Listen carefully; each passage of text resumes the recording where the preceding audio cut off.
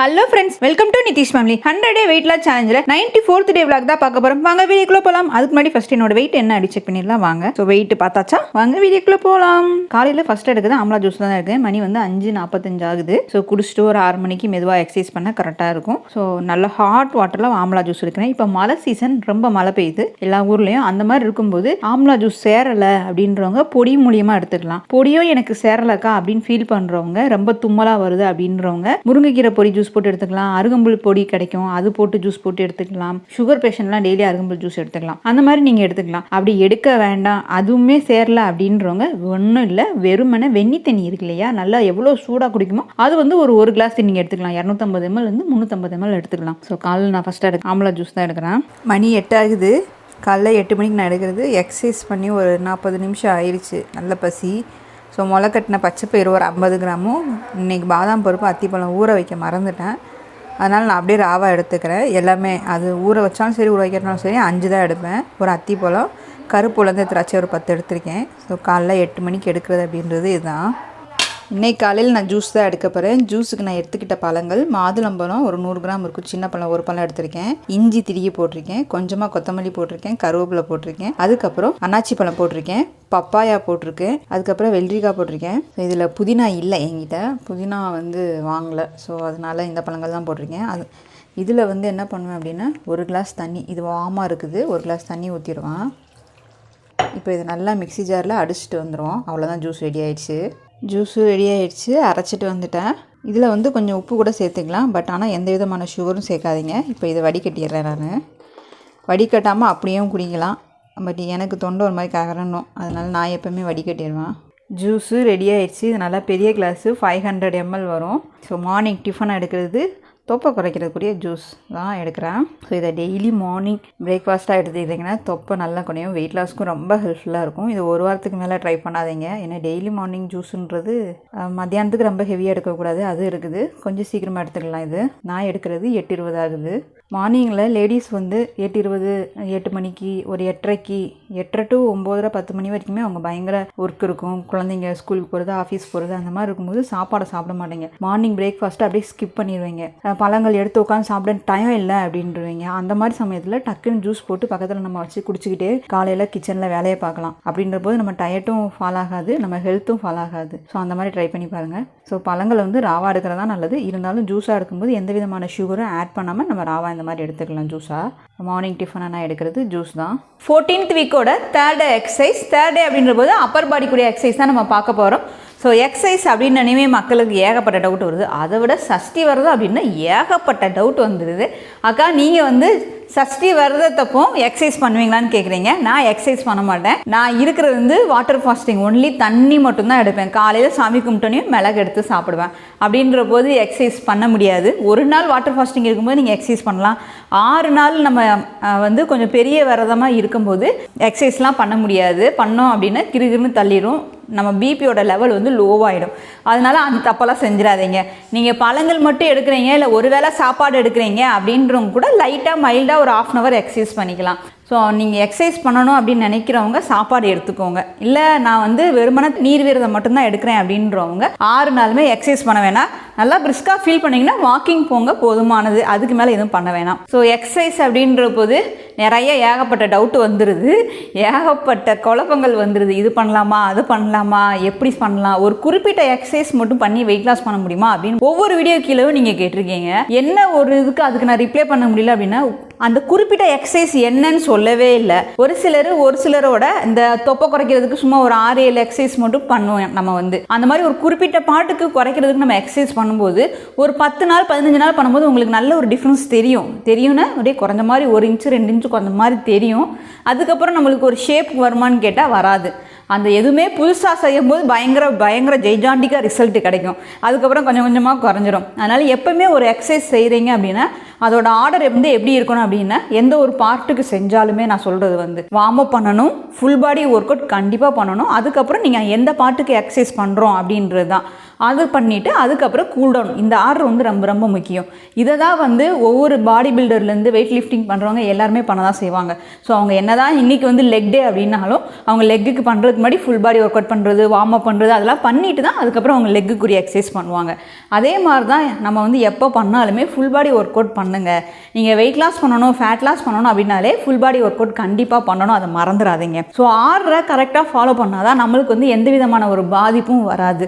இல்லைன்னா சில தேவையில்லாத வலிகள் வரும், தேவையில்லாத பெயின் வரும். நம்ம செய்கிறது தப்பாக கரெக்டானு கூட தெரியாது. நம்ம எல்லாருமே பைசா பே பண்ணி ஒரு ட்ரெயினர்கிட்ட போகிறதும் கஷ்டம்தான். பட் ஆனால் இப்போ நிறையா கற்றுக்கிறதுக்கு நிறையா வாய்ப்புகள் இருக்குது. நான் ஆரம்ப காலத்தில் வெயிட் லாஸ் பண்ணும்போதும் சரி, எனக்கு ஒரு பிசிஓடி ப்ராப்ளம் இருந்தது, அதை நான் சரி பண்ணும்போதும் சரி, ஒரு இன்ஃபர்மேஷனும் இல்லைன்னே சொல்லலாம். நான் கற்றுக்கும்போது முழுக்க டயட் அப்படின்றது யூஎஸ் பேசிஸில் தான் இருந்தது. நான் படிக்கும்போது எனக்கு நிதிஷப்பா மூலியமாக ஒருத்தவங்க ஆஸ்திரேலியாவில், அப்போ நிதிஷப்பா ஆஸ்திரேலியாவில் இருந்தாங்க, அந்த பழக்கத்து மூலிமா ஒரு ஃப்ரெண்டு மூலியமாக தான் வந்து நான் தெரிஞ்சுக்கிட்டேன். அவங்க வந்து என்னை படிக்க சொன்னாங்க. அப்போ தான் எனக்கு தெரியும். அது வரைக்கும் உண்மையிலே சத்தியமாக எனக்கு வந்து ப்ரோட்டீன், ஃபேக்ட்டு, கார்போஹைட்ரேட், ஃபைபர் அப்படின்ற வார்த்தையே எனக்கு என்னன்னே தெரியாது.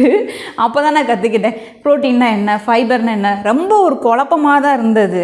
கற்றுக்க ஆரம்பிச்சது ஃபேட் லாஸை பற்றி நிறையா படிக்கணும் அப்படின்றது, அதாவது வெயிட் லாஸை பற்றி படிக்கணும் அப்படின்னு. வெயிட் லாஸை பற்றி படிக்கும்போது எனக்கு என்னென்னா, நான் முதல்ல வெயிட் லாஸ் பண்ணலை, அதுதான் உண்மை. ஃபஸ்ட்டு நான் பண்ணது என்னோடய ப்ராப்ளத்துலேருந்து நான் வெளியே வரணும், அதுக்கு தான் நான் வந்து வெயிட் லாஸ் பண்ணணும் வேண்டிய வந்து சூழ்நிலை இருந்தது. அது அப்படி பார்க்கும்போது நம்ம யூஎஸ் மெத்தட் படி ப்ரோட்டீன், ஃபேட், கார்ப்ஸ், ஃபைபர் அந்த மெத்தடில் போனோம் அப்படின்னா கண்டிப்பாக நம்ம பிரச்சனையிலேருந்து வெளியே வர முடியாது அப்படின்னு தான் தெரிஞ்சது. அதுக்கப்புறம் தான் தெரிஞ்சது நம்மளோட தமிழ் முறைகள். உணவே மருந்து, மருந்தே உணவு அப்படின்னு ஒரே ஒரு வார்த்தையில் சொல்லிட்டு போயிட்டாங்க. அது எவ்வளோ முக்கியம் அப்படின்றது முழுக்க என் லைஃப்பில் நான் கற்றுக்கிட்டேன். ஸோ ஒவ்வொரு விஷயமும் நீங்கள் என்ன கோர்ஸ் படிச்சிங்க, என்ன புக்கு படிச்சிங்க அதை சொல்லுங்கக்கா. நீங்கள் ஒரு புக்கு படித்து ஒரு கோர்ஸ் போய் படித்தேன் அப்படின்னா நான் இந்த கோர்ஸ் படிங்க அப்படின்னு நான் சொல்லிடுவேன். ஆனால் வந்து நான் அப்படி படிக்கவே இல்லைங்க.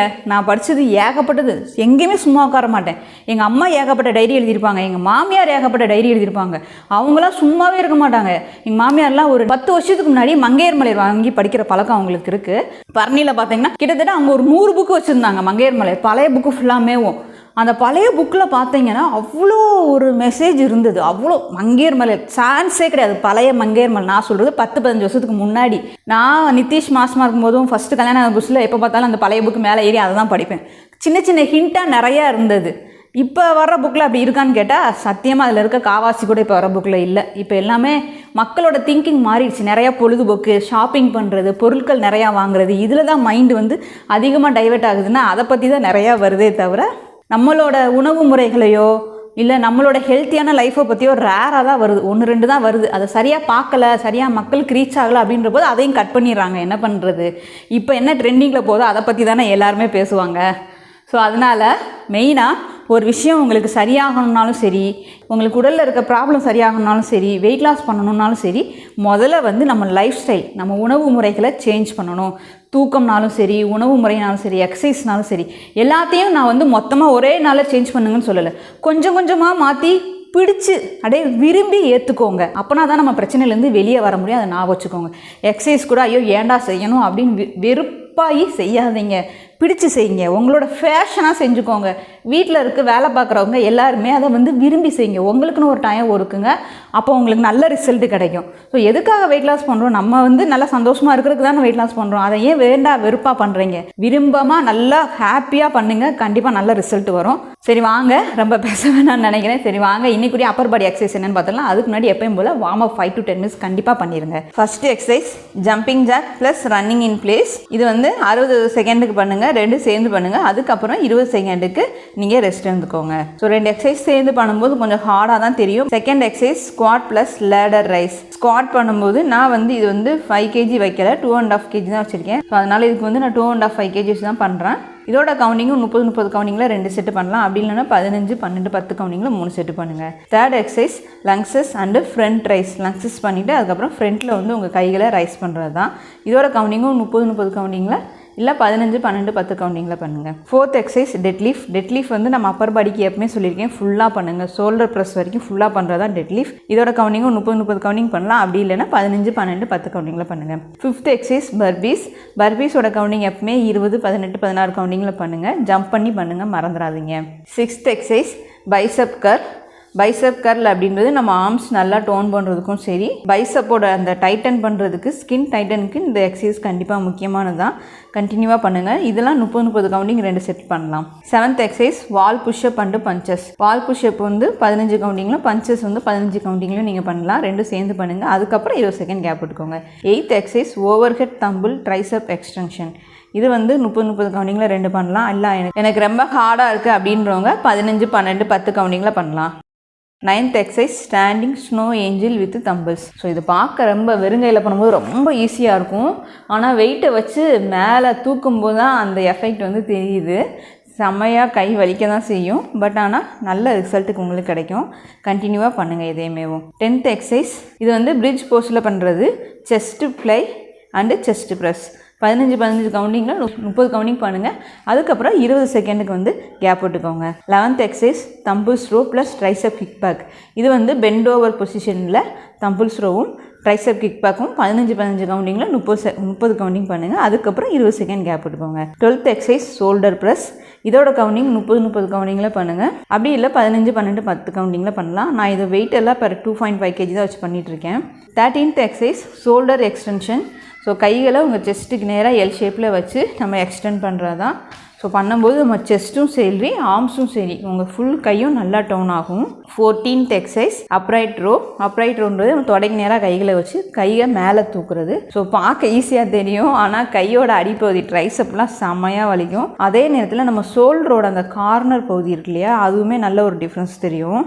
15th exercise arm circle. நான் 5 kg வச்சு வெயிட் பண்ணுறேன். ஸோ இதோட கவுண்டிங்கை வந்து நீங்கள் 30 கவுண்டிங் பண்ணுங்கள். அப்படி இல்லைன்னா 15 12 10 கவுண்டிங்கில் 3 செட்டு பண்ணுங்கள். லாஸ்ட்டாக எப்பயும் பண்ணுற போகிறது straight arm plank plus elbow plank plus cobra pose plus balasana. First செட்டில் 60 செகண்டுக்கும், 2வது செகண்டில் 45 செகண்டுக்கும், 3வது செட்டில் 30 செகண்டுக்கும் பண்ணுங்கள். எப்பயுமே இதை விடாமல் கண்டினியூவாக பண்ணுங்கள். மறக்காமல் 5 to 10 மினிட்ஸ் கூல் டவுன் பண்ணிடுங்க, மறந்துடாதீங்க. ஸோ கூல் டவுன் ரொம்ப முக்கியம். ஒரு சிலருக்கு கூல் டவுன் பண்ணும்போதே தூக்கமும் சேர்ந்து வருதுக்கா அப்படின்னு சொல்கிறீங்க. உண்மை தான். இதுக்கு முன்னாடி நான் பண்ண மேட்டில் எனக்கு தூக்கமே வராது. இந்த மேட் வந்து நல்லா பாஞ்சியாக இருக்கா, அதனால் எனக்கே ஒரு சில சமயம் தூக்கம் வரதான் செய்யுது. அதுவும் ஏர்லி மார்னிங் இந்த குளிரில் சொல்லவே வேணாம். நம்ம கொஞ்சம் எக்ஸசைஸ் பண்ணாலே பயங்கர மக்கடிச்சு தூக்கம் வர்ற மாதிரி தான் வரும்.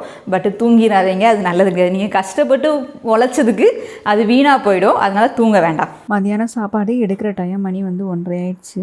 இன்றைக்கி வந்து எங்கள் வீட்டில் நான்வெஜ் மீன் தான் எடுத்திருக்கோம். சாதம் வந்து ஒரு 150 கிராம் கிட்டே எடுத்திருக்கேன். கொஞ்சம் காலையில் ஜூஸ் குடிச்சு நல்லா பசிக்க ஆரம்பிச்சிச்சு. அதனால் சாதம் வந்து ஒரு 150 கிராம் எடுத்திருக்கேன். ரசம் வந்து ஒரு கிளாஸ் எடுக்கும்போது 250 கிராமாக வந்தது. ஃபிஷ் வந்து நான் 3 பீஸ் எடுத்துக்குவேன். இப்போதைக்கு தட்டில் 2 பீஸ் காமிக்கிறேன். 3 பீஸ் தான் வெயிட் போட்டு வச்சுருக்கேன் 150 கிராமுக்கு. இப்போ மத்தியானம் சாப்பாடு எடுக்குது ரசம் சாதமும் மீனும் தான் எடுத்துக்கிறேன்.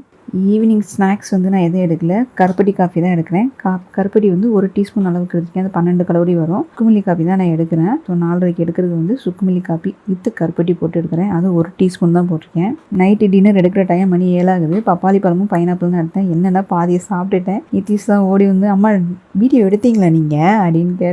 ஆமாடா எடுக்கல அப்படின்ட்டு அவன் தான் செல்லு அப்புறம் கொண்டு வந்து வீடியோ எடுத்தான். மறந்துட்டு ஆக்சுவலாக சாப்பிட ஆரம்பிச்சிட்டேன் நான் வாட்டுக்கு வீடியோ எடுக்காமல். ஸோ ஆனால் வந்து வெயிட் வந்து எவ்வளோன்னா பப்பாளி பழம் வந்து 300 கிராமும் பைனாப்பிள் வந்து 200 கிராமும் எடுத்திருக்கேன். பப்பாளி பழம் இதாக ஆரம்பிச்சிருச்சு. அதனால் அதை சாப்பிட்றோம், வேஸ்ட் பண்ணிடக்கூடாது அப்படின்னு சொல்லி தான் நைட்டுக்கு பழங்கள் மட்டும் நான் எடுத்துக்கிட்டேன். நிதிஷ்க்கும் அவங்க அப்பாவுக்கும் ரைஸ் இருந்தது. அதனால் அவங்க ரைஸும் மீனும் சாப்பிட்டுக்கிட்டாங்க. நான் வந்து பழங்கள் ஒன்லி தான். ராத்திரி மணி வந்து 8:45 ஆகுது. நான் எடுக்கிறது ஃபேட் கட்டட் ட்ரிங்க் தான் எடுக்கிறேன். எப்பயும் போல் எவ்வளோ வார்மாக எடுக்க முடியுமோ அந்த அவ்வளோ அளவுக்கு வார்மாக எடுத்துக்கோங்க. இன்றைக்கி என்னோட டயட் அண்ட் எக்ஸசைஸை நான் சூப்பராக ஃபினிஷ் பண்ணிவிட்டேன். அதே மாதிரி நீங்களும் சூப்பராக ஃபினிஷ் பண்ணிப்பீங்க அப்படின்னு நான் நினைக்கிறேன். மீண்டும் நாளை ஒரு லாகில் சந்திக்கலாம். Thank you so much.